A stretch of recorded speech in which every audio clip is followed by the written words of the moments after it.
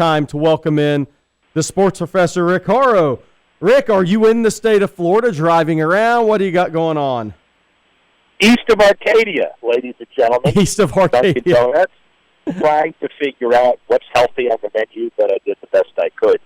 So 2 weeks on the road. Happy holidays to everybody. But Military Bowl, Orange Bowl, Belk Bowl, Tax Slayer Gator Bowl, the Ravens' last game of the season before they start their hunt up in Baltimore. You're really going to watch the Tournament of Champions as opposed to the Titans Patriots tonight? I actually will be doing a little bit of both, but my eyes will be on the golf tournament. Yes, because I think it's going to be a massive year on the PGA Tour in 2020, and I think this is one of my favorite tournaments, Rick, because when the wind is up, I just think it's so much fun to watch. It's very beautiful to watch, but when the wind's up, man, they're not going 30 under, 23, 24 under this year. So, but I will dabble in the Patriots game just to see if they bow out in the first round of the playoffs. By the way, you have a prediction on that? Yeah, I do. I think there's something about those Saturday night New England games, even though it's a TV favorite for the next week. The last 3 years, it's always the next week.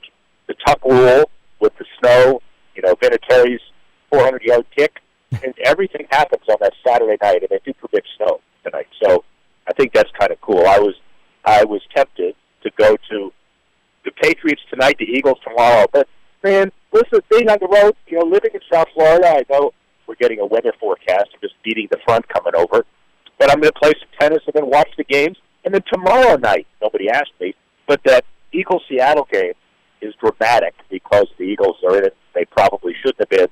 So, suck it up. That's over at 7:42, and then you can watch the final round. There you go. What's that? I'm in. Before we get to some of your top predictions for 2020, top happenings and predictions, you took in a lot of bowl games this year, and so I would love your opinion on this. Where do you think the bowl games are in general? Not the teams playing and the matchups, but just the weeks, the bowl games, and do you see it changing in the future? Because obviously we're going to go to a 6 or 8 man playoff at some point down the line, even though I don't think it's needed, but it's going to happen. What do you think the future of the bowl games is? Let's assume, for purposes of this answer, that it goes to 6 or 8. Right. 2 to 3 years from now, after the next contract cycle is done, because everybody knows it'll happen, but it doesn't happen overnight. It sure doesn't happen because 1 year something happened, like 3 of the teams were great, so 6 could have been great this year because who knew who the 4th team would be? Utah, Oregon,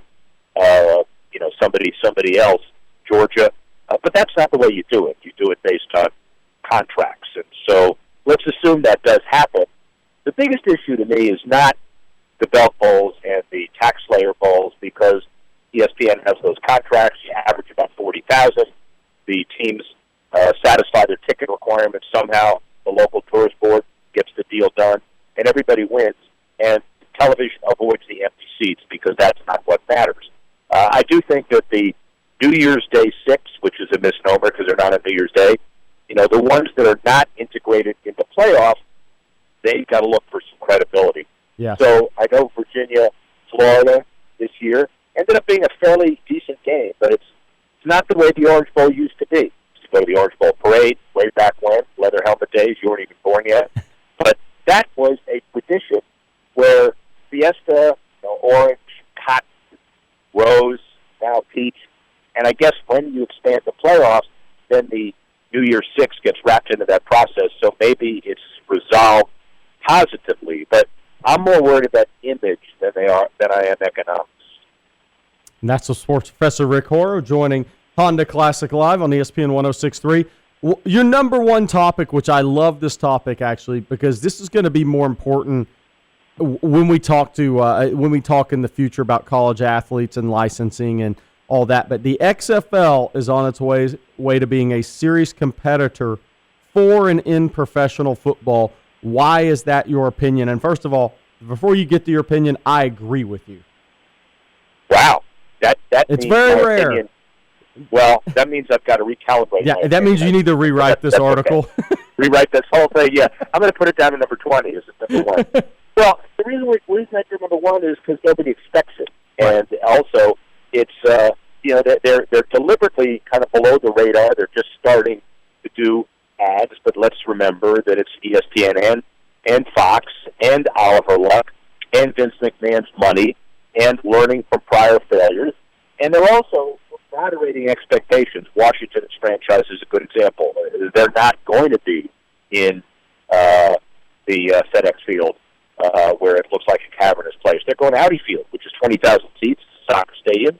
So that's a good example. They're not hiring or signing the Herschel Walkers. They've got coaches like Bob Stoops, who's got equity. And so the big names are not going to break the budget.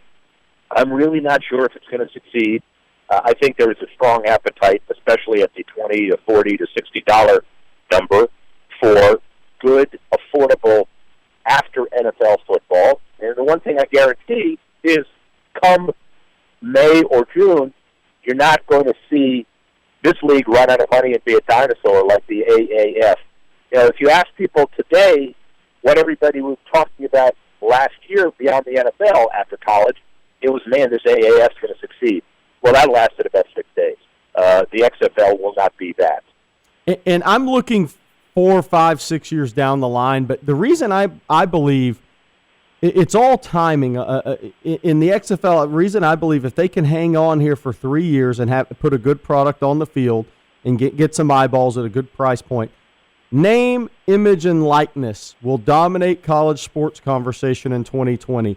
I think we're that, and I agree with that as well, which means you need to move that down the list. But I believe we're not that far off once these kids can start making money off their name and off their likeness. They're really no longer amateur athletes. I think the 3-year rule is going to be hard to keep in place in football.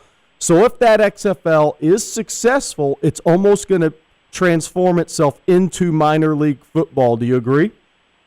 Yeah, I do, but I'm not sure that they'll be happy with that, meaning I think they're going to look at wanting to do something at a higher level than just calling it minor league football. But yet, listen, if it's a choice between survival over 5 to 10 years and not, then you can call it what you want. So I do think there will be room for that clearly, especially now we know that the name likeness image issues will be debated hotly in 2020. That obviously is on the list. Not we're predicting it's solved, but we're predicting it's going to be the year of really significant debate. And as you and I have said before, women's sports, Title IX, smaller sports, not less important, but less lucrative. Who gets the money? Whose rights is it? Does the school get some? Do the conferences get some? Do the NCAA get to keep some? How are you eligible? What happens to scholarships?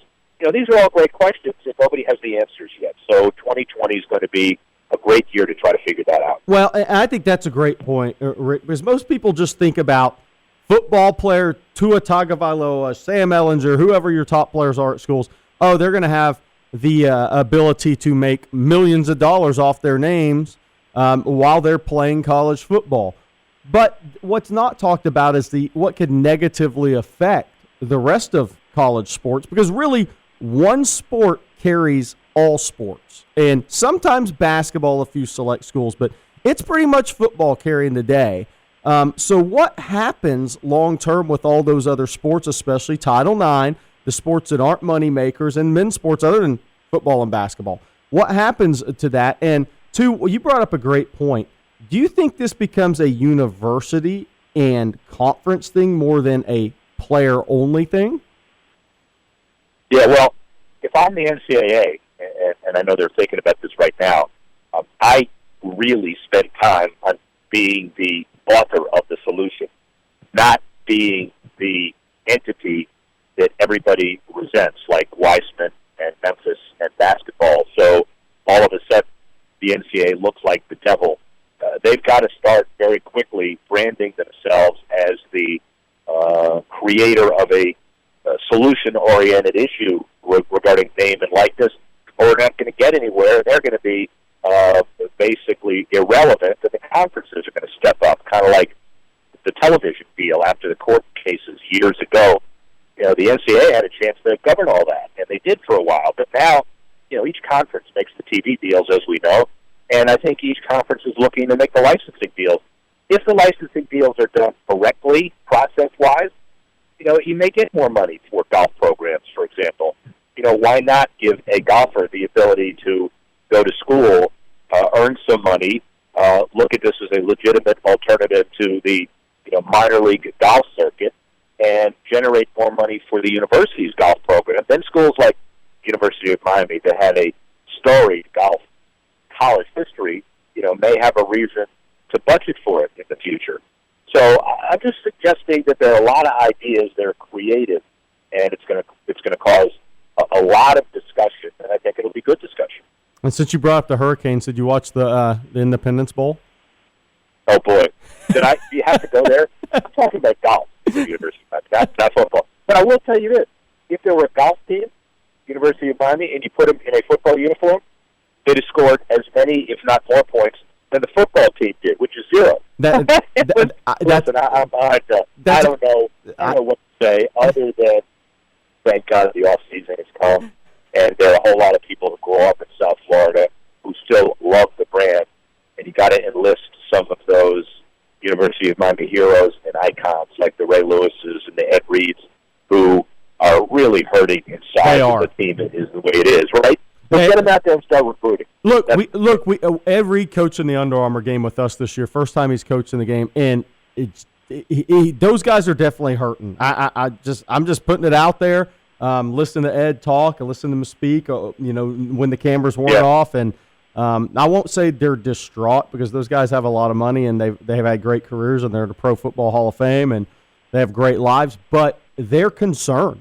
It's a legitimate concern. And do you think Ed Reed, if the camera is off, because you were with him, I'm asking you this, would say that Manny Diaz is the future if he gets the right people around him? I think the answer to that's probably no.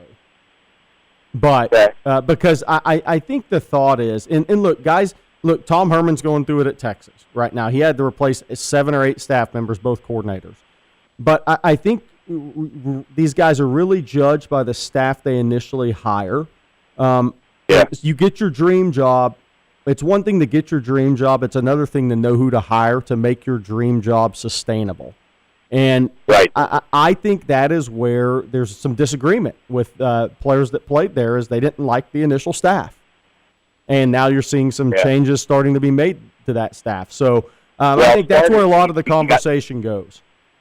You got to kick some butt and do it quickly. So, Enos and replacing. So a University of Miami offense is boring.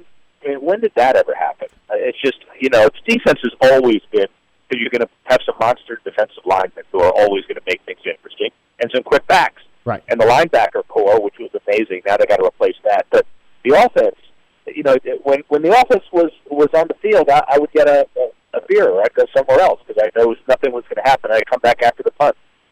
They've got to change that. Well, you think about this before we get to the Olympics, but I do want to talk to you about the Olympics, joined by sports professor Rick Horrow on ESPN 106.3. You think about Ed Orgeron. LSU was a team that matriculated the ball down the field, and I think that's the only term you could use. But in one year, he flipped the script. And it can't happen at Miami because they don't have the talent LSU has, and they don't have Joe Burrow coming in. But he flipped the script in 1 year. But my point to this is an offensive game nowadays. And to really draw the best players in the country, even Nick Saban's changed his style of play and his pace of play and his tempo offensively. You have to put points on the board, and it has to be a product that kids are going to watch. And that's where Manny's now up against it, is you pretty much has 1 year to get it done now. He's not going to flip the script like LSU, but LSU in recruiting, even though they always recruited well, Rick, they got 2 or 3 kids from Georgia that they wouldn't have got a year ago. So that's just how important that is offensively. It's an offensive game, and that's what the kids see, and that's what the defensive players see. But moving on, Tokyo bringing 6 new sports to the Olympics. Can you update everybody on what those 6 sports are, and how many have you tried? I've tried them all from a virtual perspective, meaning I've sat at the TV and I said, I like karate. excuse me, karate. And I like the, 4 versions of it. I'm going to put a big brick in my living room floor, and I'm going to break it in half. But then I said, all right, I woke up from a dream. So that's one, but it's many pieces of it. Climbing is a big deal. Surfing, yes. which is kind of interesting because that brings a whole bunch of stuff to it. There are a lot of other kind of sub-sports in that, but then baseball and softball come back, which is really important, I think, for all programs. They were gone for 2 Olympics. That's much too much. So between the NBC ad sales of well over $1 billion, they're going to break records. Japan Airlines offering 50,000 round-trip flights, basically for discount or for free, to get people to the Olympics. So there aren't going to be a whole lot of empty seats. I can't wait for the summer. The summer is going to be a lot of fun. No, it absolutely is. And look, Rick, we're 50 days away. Last thing before we let you go, because I know you're sitting in Arcadia, looking in a convenience store, looking for something to eat. Good point. But right, good point. Honda Classic just 50 days away. And Ken Kennerly, Andrew George, and his team, they're going to put on another great event. We also have LPGA coming January 20th through 26th at Boca Rio Golf Club. Just talk about the next 50 days ahead in South Florida in the world of golf. Well, thank you for doing that because, on December 16, we had a big event. The Post covered it well. You guys, we guys, the boardroom show we did, and everybody kind of in South Florida understands that Palm Beach County is on the cusp of something really, really, really special. Super Bowl 54 always kind of takes the big events, puts them in Broward, Miami-Dade. Now we're using the Super Bowl to attract some attention. The Gamebridge event, the week of January 20, kicks things off. It's an incredible LPGA full field event with everybody coming. And then Ken Kennerly was really supportive at the press conference, as he should be. He's a visionary. He understands the triple crown of golf, and then the Honda Classic. And then at the end of the year, Eddie Carboni spoke about the Champions Tour event as part of the playoffs. It's the only county in the United States that has 3 official events of LPGA, PGA, and Champions. So we're kicking off something really, really special, and it was a great event on December 16, and there's going to be more momentum for it. Dan Towers from Group 1001 and Gamebridge, who made the commitment to have this event here for year 1 of hopefully many, many, many, many years. And that's the sports professor, Rick Horrow. Rick, thank you very much for joining us. Happy New Year, and we'll talk to you again next week. Turkey sausage with cheese. Kind of a contradiction, but, that's all I can get here. Talk to you next week. All right, bye.